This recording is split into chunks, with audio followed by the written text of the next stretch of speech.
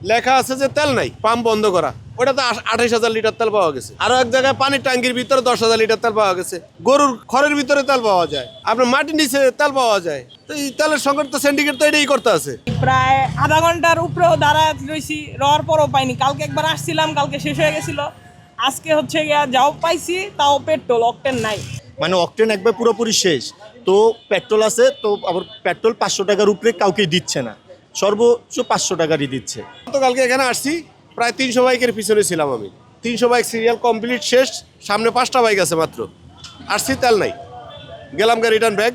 আজকে আবার আসলাম, এই তো প্রায় 250 গাড়ির পিছনে ছিলাম।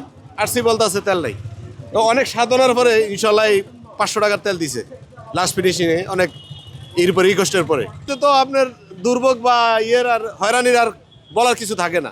আমরা তো কাজের মানুষ, আমরা যদি এরকম আইসা এরকম দাঁড়িয়ে থাকি, হাজার হাজার লক্ষ লক্ষ মানুষের কর্মঘণ্টা নষ্ট হইতে আছে। এটা বাংলাদেশের জন্য, বাংলাদেশের অর্থনীতির উপরে তো অবশ্যই প্রভাব পড়বে, তাই না? আমার কাছে এটা ভালো মনে হইতেছে না। বাকিটা আল্লাহ পাক রব্বুল আলামিন জানে।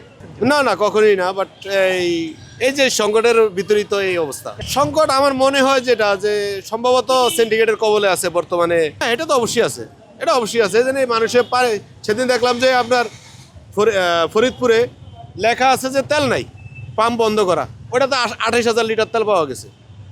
আরো এক জায়গায় পানির ট্যাঙ্কির ভিতরে 10,000 লিটার তেল পাওয়া গেছে। গরুর খড়ের ভিতরে তেল পাওয়া যায়, আপনার মাটির নিচে তেল পাওয়া যায়।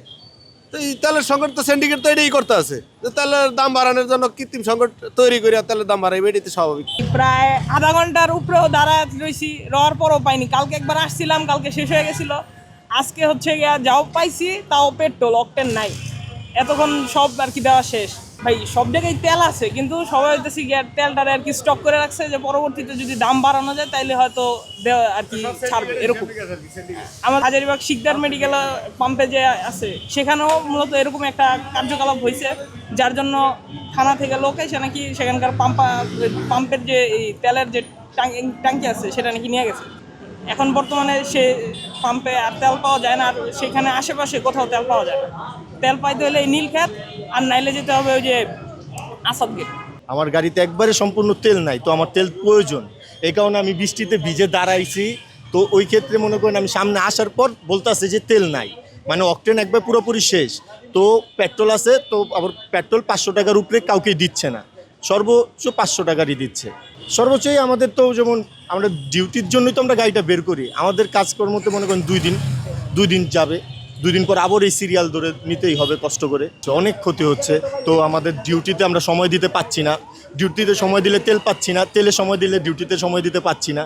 আমরা লালবাগবাসীর জন্য আমরা দিতে পারবো, কিন্তু বাইরের অন্য থানার গাড়িগুলো যাতে না আসে, ওইভাবে একটা নিয়ম করলে হয়তো কিছুটা কাটতে পারে। যে সকাল 9টার থেকে শুরু হয়েছে, এখন শেষ হইল। বাইকওয়ালারা মনে করেন 500 টাকা করে নিতে পারছে, প্রাইভেট কালাররা 10 লিটার করে নিতে পারছে, এইগুলা হাইস বড় গাড়ি এগুলো 30 লিটার নিতে পারছে।